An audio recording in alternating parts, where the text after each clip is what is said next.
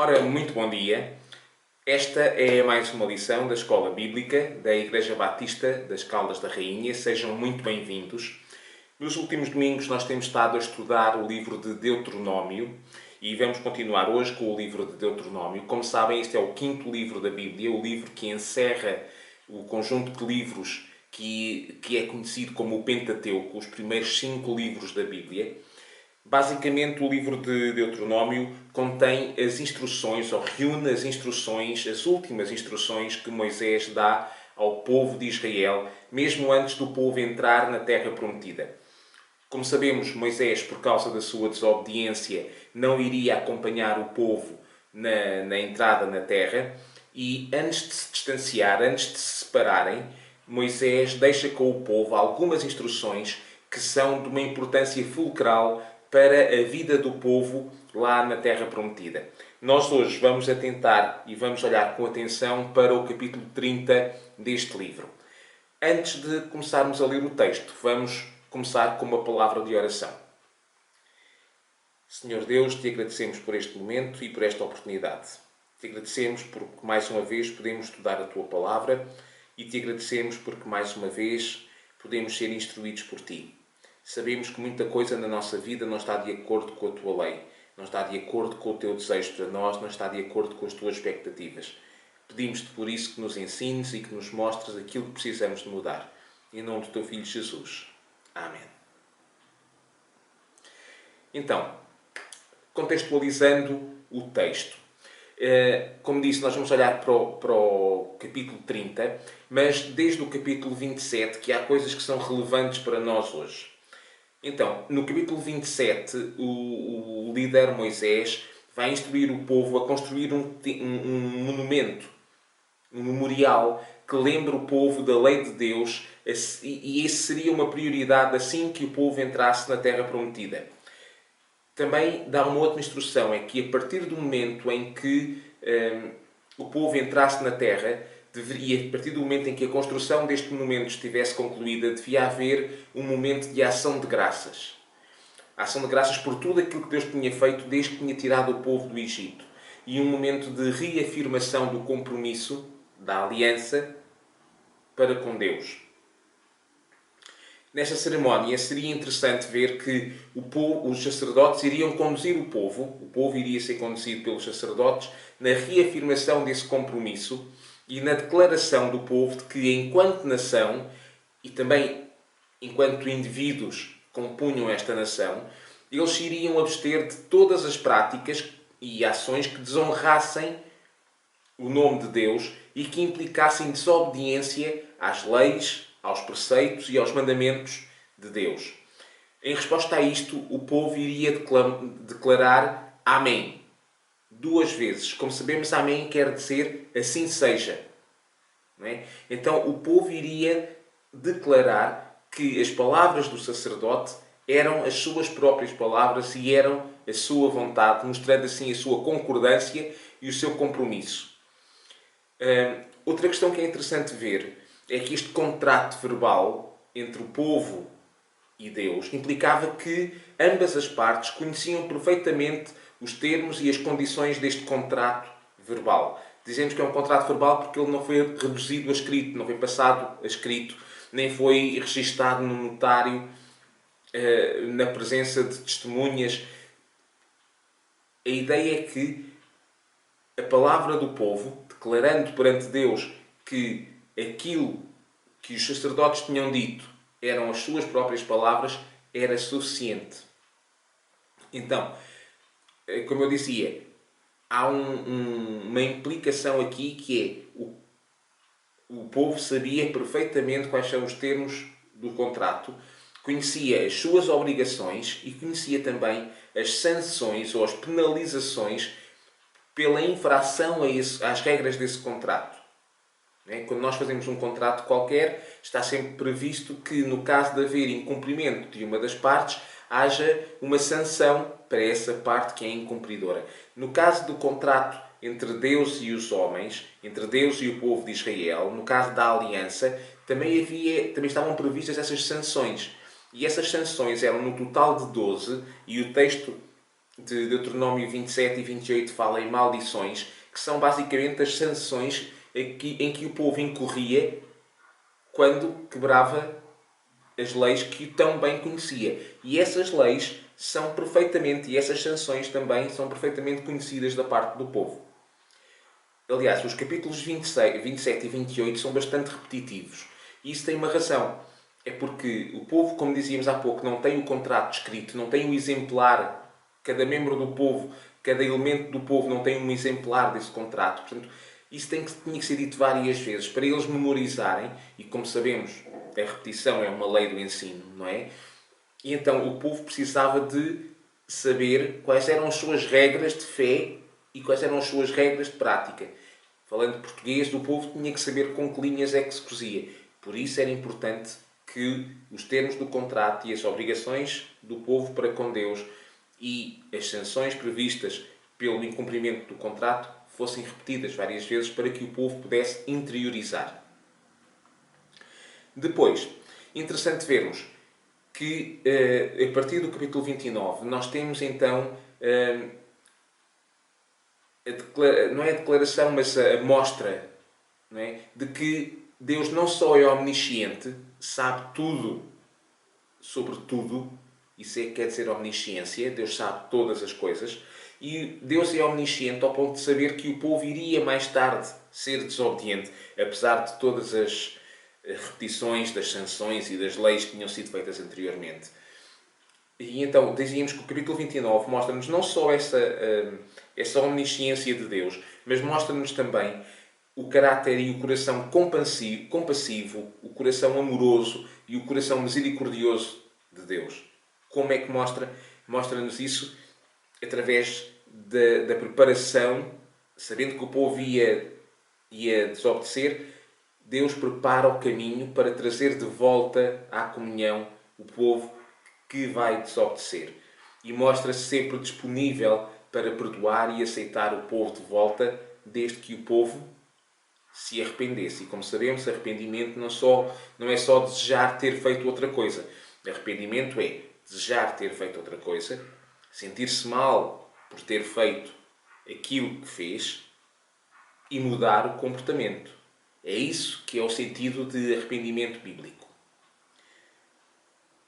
E Deus, efetivamente, sabendo que, apesar de ter dito todas as leis, ter explicado todas as leis tantas vezes, apesar de ter ensinado o povo sobre as sanções que ocorreriam ou que decorreriam da desobediência, Deus, sabendo que o povo iria mesmo desobedecer, Deus prepara o caminho e Deus instrui o povo sobre o que fazer cada vez que o povo pecasse, cada vez que o povo se afastasse desta aliança.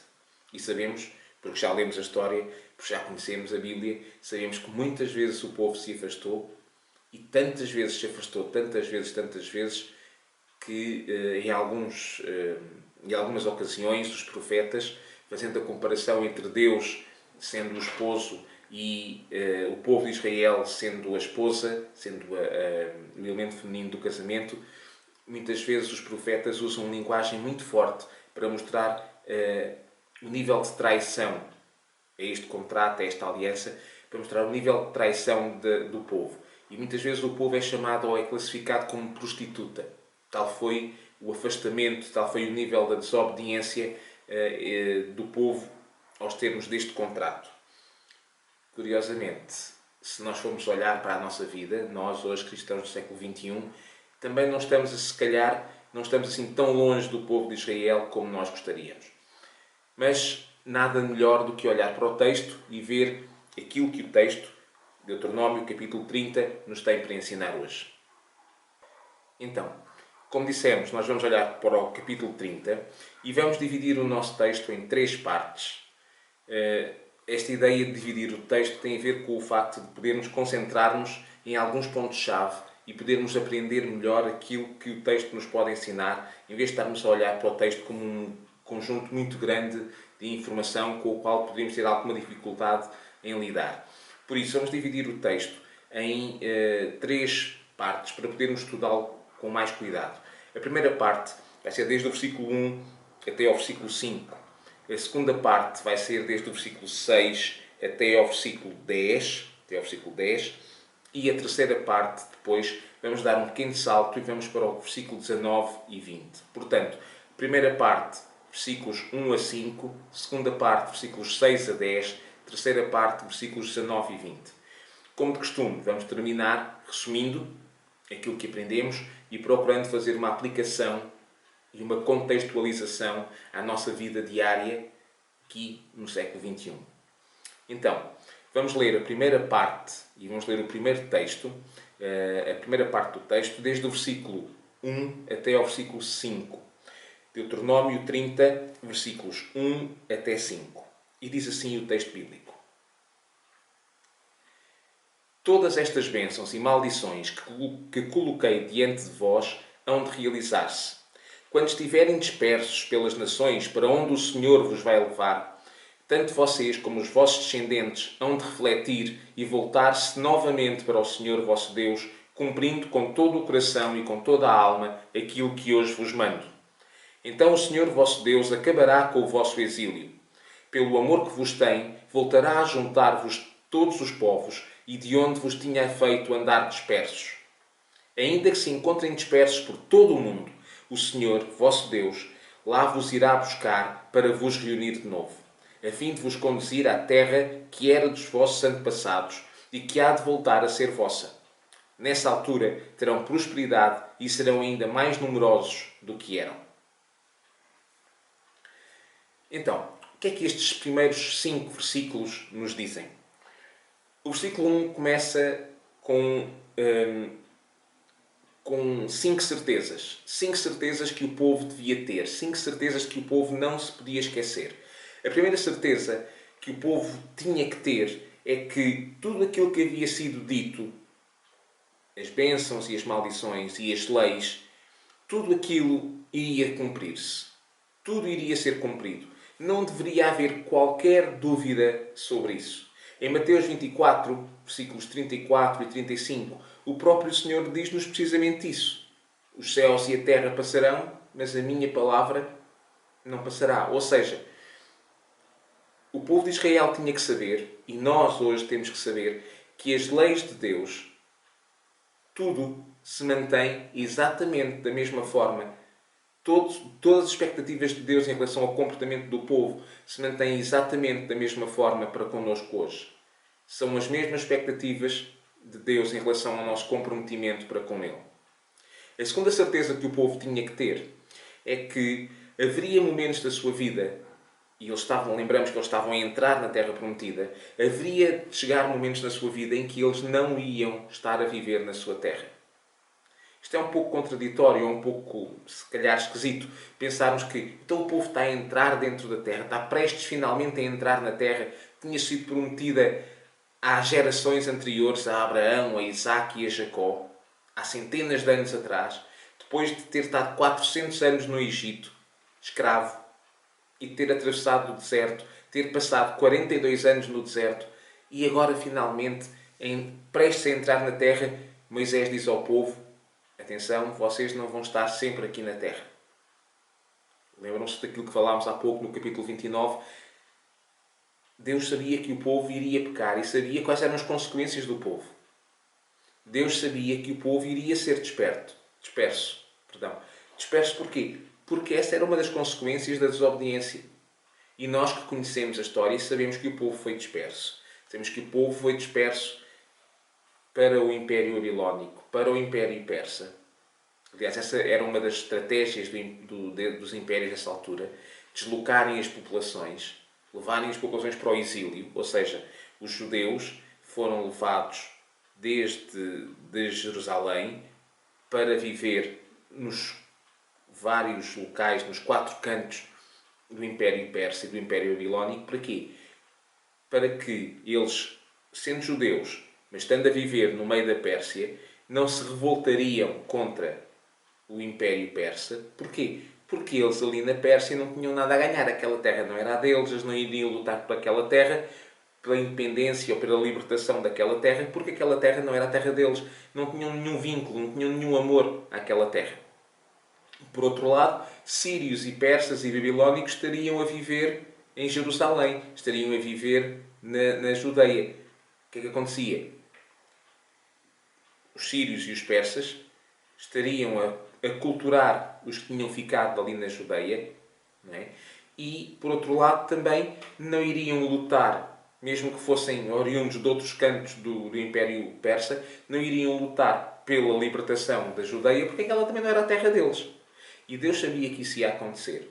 E por isso o povo é avisado que ele tinha que ter a certeza e tinha que estar consciente que isto ia acontecer. Havia momentos em que o povo não iria viver na terra que lhe estava prometida e na terra para a qual ele estava prestes a tomar posse. A terceira certeza tinha a ver com o facto de que Deus estaria atento à vida do povo nesse momento. Estaria atento, os seus ouvidos e os seus olhos estariam sobre o povo nesse momento. Já tinha sido assim quando o povo estava no Egito. Quando o povo clamou, Deus ouviu o clamor do povo e Deus agiu. A quarta certeza é que eles tinham que ter a certeza que nesses momentos, quando eles estivessem espalhados e dispersos pelos 4 cantos do mundo, eles iriam clamar a Deus. Eles iriam voltar-se para Deus. Eles iriam querer voltar para Deus. E a quinta certeza é que quando isso acontecesse, quando eles estivessem dispersos pelos 4 cantos do mundo e quando eles quisessem voltar para Deus, a quinta certeza que era importante eles saberem era que Deus estaria disponível para os receber de volta. E isso era importantíssimo. Deus sabia que Deus queria que o povo soubesse que, primeiro, nada daquela lei seria desfeita, nem nada daquelas leis e sanções passariam de moda e perderiam a sua atualidade. Havia momentos em que eles iam estar a viver fora da sua terra prometida e iriam ser dispersos pelos vários cantos do mundo. Nessa altura, Deus estaria atento ao que estava a acontecer ao povo. O povo iria querer voltar para Deus, iria clamar a Deus e Deus estaria disponível para os receber de volta. Isto era importante que o povo percebesse. Então, resumindo, o povo tinha sempre alternado o seu comportamento, desde que saiu do Egito, o povo tinha sempre alternado o seu comportamento entre momentos de obediência e momentos de desobediência. E já prevendo esses momentos de desobediência e conhecendo esses momentos de desobediência, Deus prepara o povo para o que fazer e ensina ao povo sobre o que vai acontecer quando esses momentos de desobediência chegarem. É interessante vermos e olharmos para Lucas 15, para as palavras de Jesus, quando ele nos conta a parábola do filho pródigo, ver que a parábola do filho pródigo é quase um decalque destas palavras de Moisés perante o povo. Havia uma comunhão, havia uma proximidade, por causa da escolha do filho, houve desobediência, no meio dos problemas houve clamor, houve querer voltar para casa, para junto do pai, e quando o filho voltou para casa, para junto do pai, o pai recebeu amorosamente e se alegrou com o retorno do filho. Parece que Jesus tinha isto em mente, tinha as palavras de Moisés em mente quando explicou a parábola do filho pródigo. E efetivamente Jesus tinha isto em mente, porque este é o caráter de Deus. Este é o caráter amoroso, compassivo e misericordioso de Deus. Era na altura em que Jesus contou a parábola no Novo Testamento. Era na altura em Deuteronômio, quando Deus, através de Moisés, deu as instruções ao povo. E é hoje também. Deus está disponível para nos receber, independentemente do quão afastados nós estamos, independentemente de em que zona do império nós estamos. Deus está disponível para nos receber, desde que nós percebamos o quão afastados nós estamos, porque nos afastamos, e nos arrependamos das razões que levaram a esse afastamento. E nós sabemos, através das palavras de Paulo, que esse afastamento, as razões que levaram a esse afastamento, são o pecado na nossa vida. E se nós nos arrependermos, e vimos o que quer dizer arrepender há pouco, arrepender quer dizer mudar de atitude, então Deus está disponível para nos receber. Vamos então à à segunda parte do nosso texto. A terceira vem daqui a pouco. Vamos então à segunda parte do nosso texto. Vamos ler desde o versículo 6 até ao versículo 10. E diz assim o texto bíblico: O Senhor colocará o sinal da sua aliança no vosso coração e no dos vossos descendentes, para poderem amar o Senhor vosso Deus com todo o coração e com toda a alma, e assim terem uma vida longa. Nessa altura, o Senhor vosso Deus fará recair todas estas maldições sobre os vossos inimigos e sobre os adversários que vos perseguem.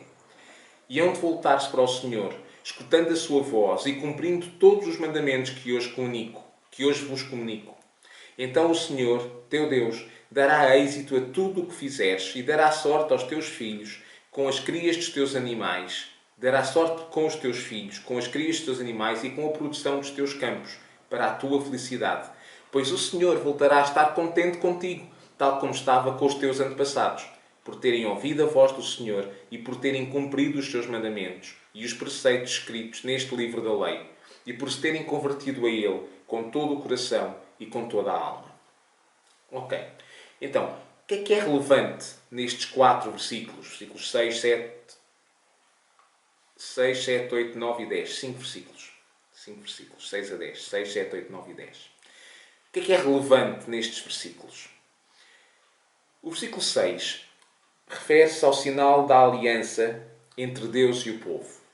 O sinal da aliança entre Deus e o povo, nós sabemos desde que Deus falou com Abraão, que era a circuncisão.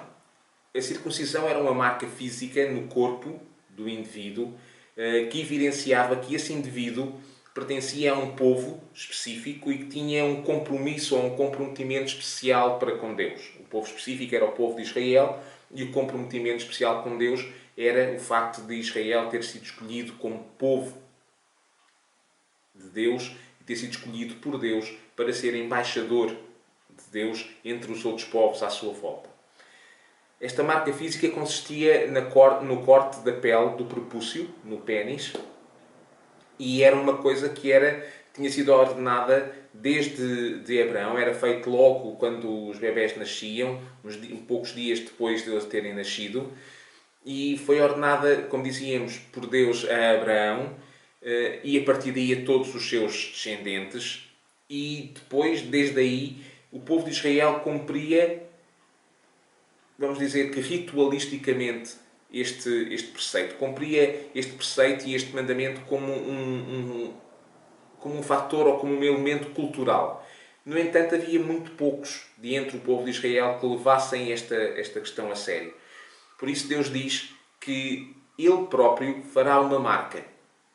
E é interessante que já não fala sobre o prepúcio, já não fala sobre a parte física do corpo, mas ele fala sobre um outro sítio do corpo muito mais relevante e muito mais importante. O coração do povo. O apóstolo Paulo também fala sobre isso e também lembra isso quando no capítulo 2 da carta aos Romanos, Romanos 2, versículos 28 e 29, ele diz que mais importante do que a circuncisão da qual os judeus tanto se orgulhavam, não é?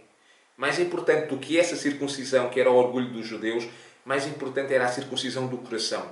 Uma marca no coração de cada pessoa, que evidenciasse não só uma separação física, mas que expressasse o compromisso pessoal para com Deus. Não apenas no exterior, mas onde realmente interessava, que é no interior da pessoa, nos seus sentimentos, nos seus pensamentos, nas suas escolhas, nas suas atitudes, naquilo que faz a pessoa fazer as coisas.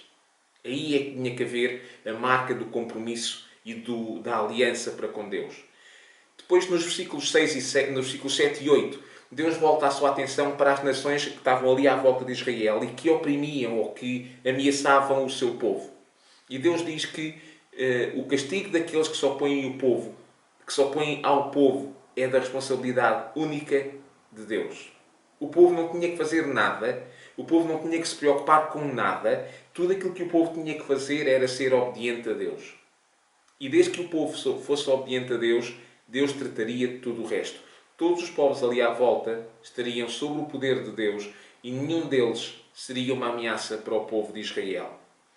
Perante qualquer agressão ou maltratamento, o povo podia sentir-se tentado a fazer justiça pelas próprias mãos.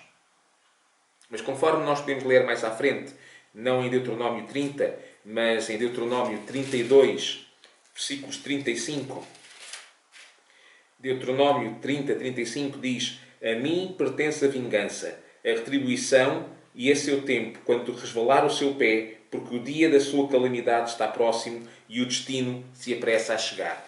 Como diz o Senhor, a mim pertence a vingança. Ou seja, o povo não tinha que estar preocupado em retribuir, em retaliar qualquer ameaça ou qualquer agressão que houvesse dos outros povos à volta para consigo. Porquê? Porque Deus estaria no controle e porque Deus iria cuidar dessa tal vingança, dessa tal retribuição. A ideia é que o povo podia estar perfeitamente despreocupado e ter uma única preocupação. Despreocupado com o que se passava à sua volta e tendo uma única preocupação. Essa única preocupação seria então o cumprimento da promessa e o cumprimento da lei de Deus. Desde que o povo cumprisse a lei, desde que o povo fosse obediente, não tinha que se preocupar com mais nada. Se nos versículos 1 até 5 nós vimos as consequências do que acontecia quando o povo falhasse o cumprimento da lei, quando o povo não cumprisse a sua parte do contrato, nos versículos 9 e 10 nós vimos as consequências da obediência, do retorno à obediência. E é interessante vermos que o texto mostra-nos 3 consequências dessa obediência. A primeira consequência é: Deus dará êxito a tudo o que fizeres. A segunda consequência é: Deus te dará sorte para com os teus filhos e para com as crias dos teus animais. E a terceira é: Deus te dará sorte para com a produção dos teus campos. Ou seja, eles iriam ser prósperos, eles iriam ter famílias felizes e os campos iriam produzir. Ou seja, tudo iria correr bem, desde que, lá está, o povo voltasse à comunhão, desde que o povo voltasse à obediência aos preceitos e às leis de Deus. Mas de todas as consequências é interessante ver que há uma que é mais importante do que todas as outras. E está também presente aqui no verso 9. Diz que o Senhor voltará a estar contente contigo como estava com os teus antepassados. É interessante e é importante vermos que Deus está a falar aqui de um momento futuro. Não está a falar do momento presente em que o povo ouvia estas palavras ditas pela boca de Moisés, mas Deus está a falar de um momento em que o povo quereria voltar a Deus e voltaria a ser obediente a Deus depois de ter sido espalhado pelos cantos do mundo e depois de ter sido desobediente. Então Deus está a falar do momento em que o povo, depois de tudo isto, voltaria a querer ter comunhão com Deus. Quer dizer que Deus terá gosto, voltará a ter gosto em estar presente na nossa vida. Quer dizer que Deus voltará a estar agradado e a alegrar-se com aquilo que encontrar em nós. Como lembrámos há pouco, em Lucas, quando Deus conta a parábola do filho pródigo, o que é que o pai faz quando o filho pródigo deseja voltar para casa e efetivamente volta para casa? Alegra-se, faz uma festa, manda matar o boi cevado. Para quê? Para poderem fazer uma festa e não só ele se alegrar, mas todos os amigos e todos à volta se alegrarem. É isto que vai acontecer. Isto mostra realmente o caráter amoroso e o caráter misericordioso de Deus para connosco. Porque isto era verdade para o povo e nós sabemos que isto é verdade para nós hoje. Sabemos pelas palavras de Jesus, sabemos pelo ensino que aprendemos na parábola do filho pródigo. Como nós estudámos anteriormente, nas lições anteriores, a expectativa de Deus em relação a nós é a expectativa de obediência motivada pelo amor. E qual é o resultado dessa obediência motivada pelo amor? É a comunhão com Deus, é o prazer de estarmos na presença de Deus e é o prazer e a alegria dele na nossa obediência. Então, resumindo aquilo que aprendemos com esta segunda parte e com estes segundos versículos. Os fariseus do tempo de Jesus, eles levavam muito a sério a questão da circuncisão.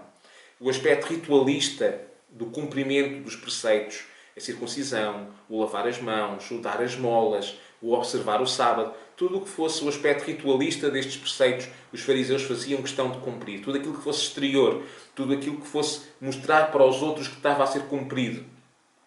Aquilo que nós chamaríamos hoje o picar o ponto.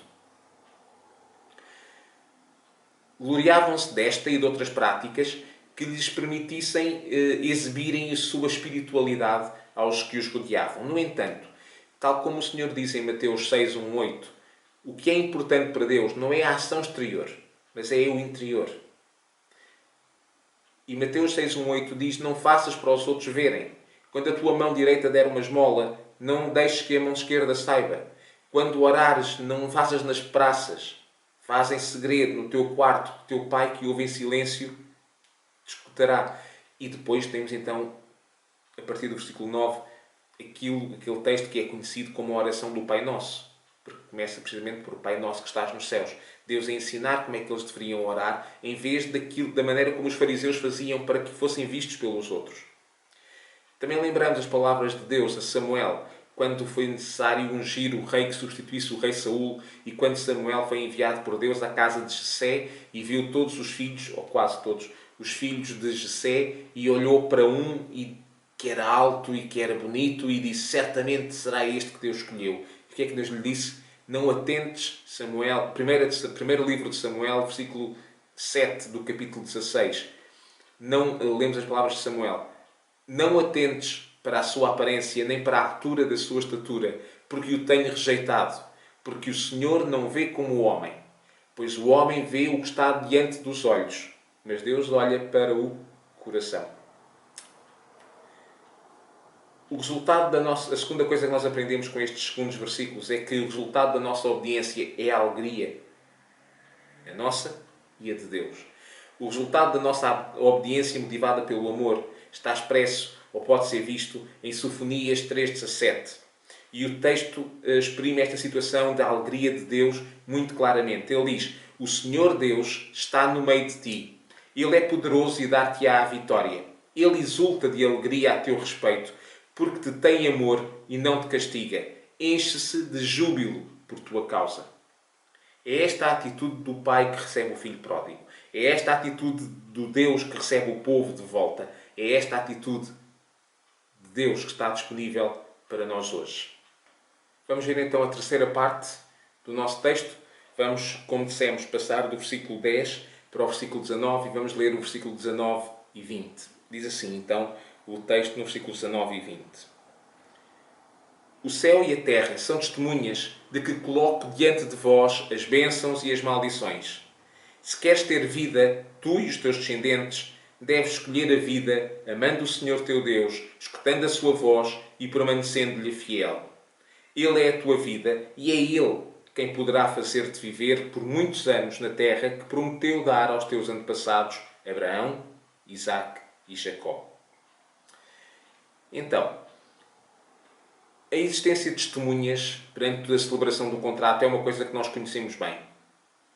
Era uma coisa já comum, já perante o povo, já com o povo, não é? No Velho Testamento, e era normal, cada vez que havia um contrato, e se lembramos que na altura os contratos não eram passados a escrito, não é? Não ficava cada um com a sua cópia, não eram registados no notário, os contratos eram verbais, e então a existência de testemunhas permitia o quê? Permitia que, quando uma das partes transgredisse ou fosse incumpridora da sua parte na aliança que estava a ser feita, no contrato que estava a ser feito, as testemunhas serviriam ao queixoso ou àquele que se sentiria defraudado, permitiriam aferir se ou tinha havido ou não o incumprimento dos termos contratuais.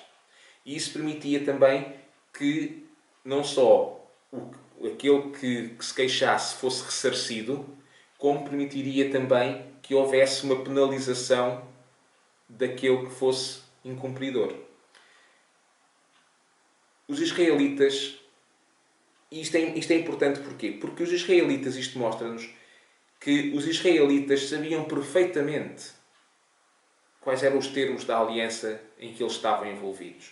Não havia dúvidas, não havia questões dúbias, não havia zonas meio cinzentas ou que pudessem ter uma dupla interpretação ou uma interpretação esquisita.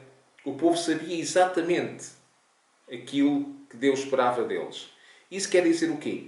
Primeiro, que eles não seriam surpreendidos pelas consequências das suas ações. Os céus e a terra são testemunhas de quais são as consequências que vão acontecer se vocês transgredirem. Portanto, a ideia é, quando essas consequências vierem, não se surpreendam. Não têm desculpa, vocês já sabiam. A segunda questão é que eles não têm desculpa. Se eles argumentassem que não conheciam ou que não sabiam a regra, os céus e a terra seriam testemunhas de que eles sabiam efetivamente quais eram as regras. Ainda hoje, o desconhecimento no contexto legislativo e legal português, o desconhecimento, alegar o desconhecimento da lei não é desculpa para o incumprimento da lei. Nós também não temos desculpa perante Deus. Quando nós estivermos perante Deus, nós vimos na semana passada o texto que diz que aos homens está destinado a viver uma vez e depois disso vem o juízo. Quando nós estivermos nesse dia de juízo, nós não vamos poder dizer que não sabíamos. Nós não vamos poder dizer, ainda mais nós cristãos, não vamos poder dizer que não sabia que era isso que ia acontecer, não sabia que era assim que devia fazer. Ainda mais quando nós temos todos os recursos possíveis e imaginários. Nós temos igrejas abertas, nós temos cultos a serem realizados, temos pregações, temos escola bíblica, temos a internet, temos aplicações para o telemóvel, temos N traduções da Bíblia, podemos ter vários exemplares da Bíblia em casa. Só não sabemos se não conhecermos e se não quisermos saber. Não temos desculpa. A segunda questão interessante aqui, nestes 2 versículos, é que a chave do sucesso, da felicidade e da prosperidade não estava na capacidade de trabalho do povo, mas estava na fidelidade a Deus. As regras eram simples. Eram simples para o povo e são simples para nós hoje. Nós não estamos a dizer que se formos fiéis a Deus, nós não vamos ter quaisquer problemas, não vamos ter quaisquer doenças, não vamos ter quaisquer dificuldades. O que nós estamos a dizer é que a chave da prosperidade, a chave da felicidade é a obediência total a Deus. Não a obediência exterior, como dizemos para em inglês ver, mas a obediência interior. A obediência a partir do interior. Essa tal obediência motivada pelo amor. E aí nós podemos ter a tal vida de que Jesus fala em João 10:10. Uma vida de obediência motivada pelo amor. Uma vida de fidelidade às leis e aos preceitos de Deus. Permitem-nos ter a tal vida que Jesus fala em João 10:10. A tal vida em abundância. Em João 10:10 Jesus diz: eu vim para que tenham vida e tenham vida em abundância. Esta vida em abundância é esta vida de comunhão com Deus. É esta vida em que Deus se alegra e a vida de que Deus se agrade. Essa vida só é possível num quadro de fidelidade para com Deus. Então, resumindo o que aprendemos aqui com estes 2 versículos, os israelitas já não tinham desculpas. Eles conheciam bem toda a lei, conheciam bem todas as sanções que estavam previstas e, tal como eles, nós hoje não temos nada que possa justificar a nossa desobediência. O pecado na nossa vida não era, na nossa vida e na vida do povo, não era fruto do acaso, não era fruto da ignorância, não era fruto da ação de outros sobre eles. Nós hoje também o pecado não é fruto da ação dos outros. Se nós pecarmos, estamos conscientes das consequências do pecado, mas se nós pecarmos, nós pecamos porque essa é a nossa natureza e nós pecamos porque nós escolhemos pecar. Porque nós sabemos como fazer as coisas sem pecar. Nós sabemos como fazer as coisas perante a lei de Deus e como fazer as coisas de acordo com aquilo que Deus espera de nós e de acordo com a sua expectativa. Então, resumindo o que lemos aqui no capítulo 30, desde o versículo 1 até ao 10 e depois do 19 e 20. Quando Jesus conta a história do filho pródigo, em Lucas 15, de 11 até 32, quando ele conta a história do filho pródigo, essa parábola, essa história faz eco das palavras de Moisés ao povo. O filho pródigo acabou por escolher as consequências das suas próprias escolhas. Ele é que escolheu sair de casa dos seus pais, ele é que escolheu levar o dinheiro, ele é que escolheu gastar o dinheiro como gastou, e ele viveu as consequências dessas suas próprias escolhas.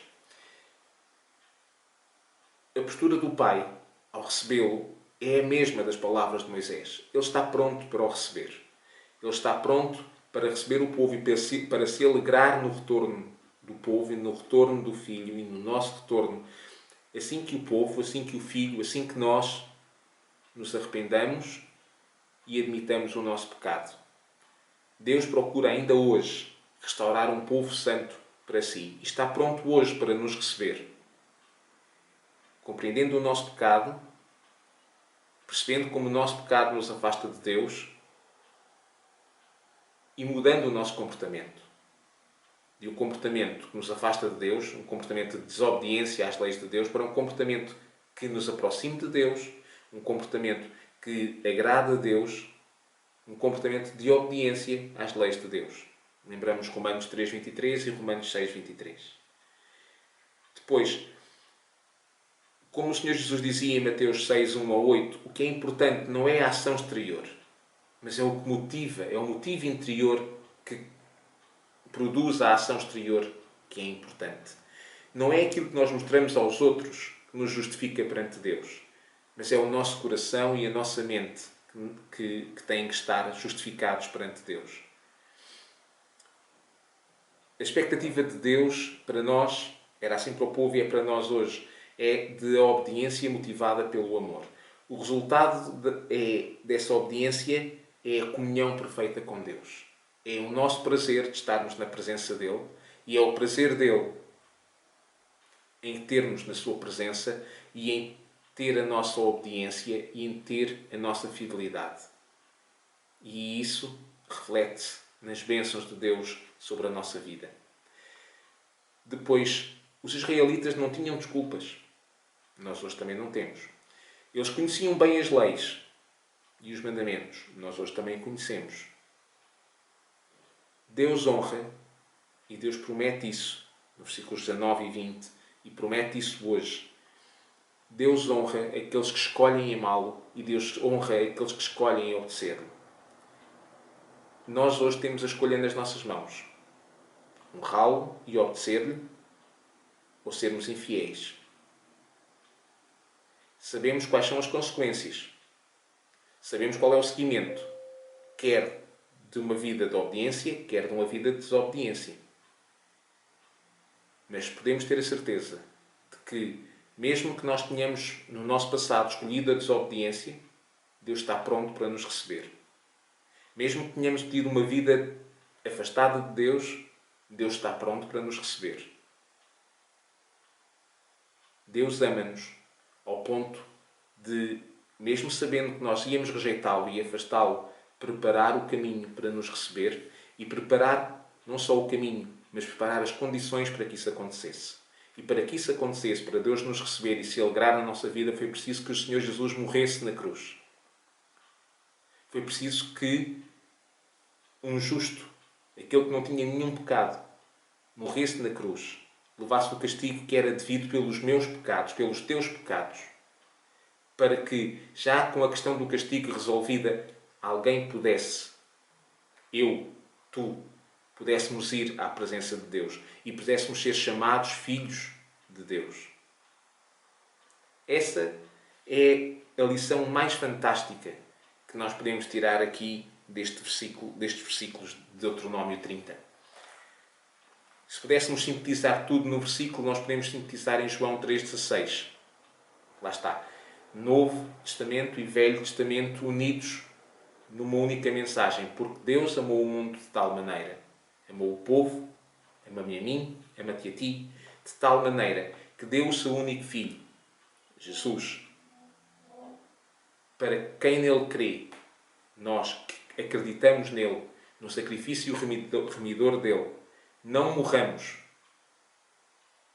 mas tenhamos a vida eterna. Isto é extraordinário. É isto que Deus tem preparado para nós. Era isto que Deus tinha preparado para o povo. É isto que Deus tem preparado para ti. Deus é o mesmo, ontem, hoje e eternamente. E a história da redenção, no Novo Testamento e no Velho Testamento, é a mesma. Não há um Deus do Velho Testamento e um Deus do Novo Testamento. Não há um Deus castigador do Velho Testamento e um Deus amoroso no Novo Testamento. É o mesmo Deus, com a mesma atitude. no Velho Testamento, no Novo Testamento e hoje, no século XXI. O que é que vamos fazer com isto agora? Depende de ti. Desafio-te a teres uma vida de obediência e uma vida de fidelidade a Deus, para que tenhas a vida e a abundância que Ele te promete. Vamos pedir a Deus sabedoria para que esta situação possa ser uma realidade nas nossas vidas? Vamos orar.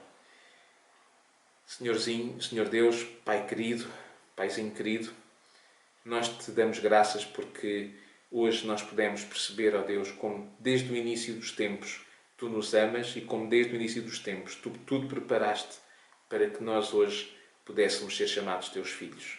Obrigado por esta honra, obrigado por esta possibilidade, obrigado pelo sacrifício de Jesus na cruz que Tu preparaste para que nós hoje te pudéssemos chamar Pai, para que nós hoje pudéssemos orar diretamente a Ti, sem outro intermediário, para que nós hoje pudéssemos falar contigo e para que nós hoje pudéssemos ser felizes na Tua presença. Não apenas hoje, mas sabemos que vamos ser felizes e estar contigo durante toda a eternidade, na vida eterna que Tu prometes e que tens preparada para aqueles que Te amam e para aqueles que Te são fiéis. Ó Deus, obrigado porque Tu já nos livraste do castigo eterno. E obrigado, ó Deus, porque esse castigo foi levado por Cristo na cruz. E obrigado, ó Deus, porque hoje Tu nos recuperas, Tu nos resgatas e Tu nos redimes. Em nome do Teu Filho Jesus, pedimos sabedoria, a Tua sabedoria, para viver vidas que Te agradem, vidas que honrem o Teu nome. Em nome de Jesus. Amém.